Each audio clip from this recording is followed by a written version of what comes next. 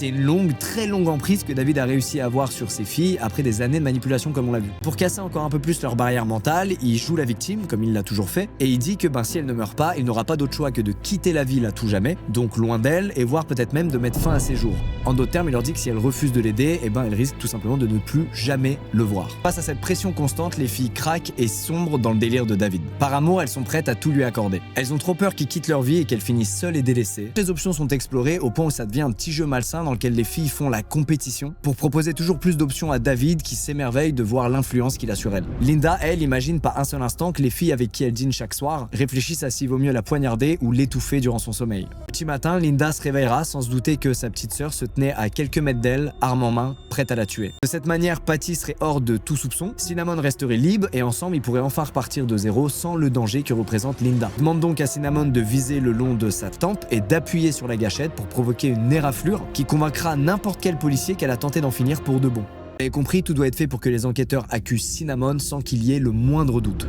Sans le savoir, elle s'apprête à ingérer un cocktail mortel qui pourrait tuer n'importe quel adulte. Ça fait des jours que David leur met dans le crâne que Linda est un danger pour eux, et comme d'habitude, c'est leur amour envers lui qui prend le dessus. Et ce qui sait pas, c'est qu'une dizaine d'enquêteurs viennent d'entendre tout ce qu'il vient de dire de l'autre côté de cette pièce.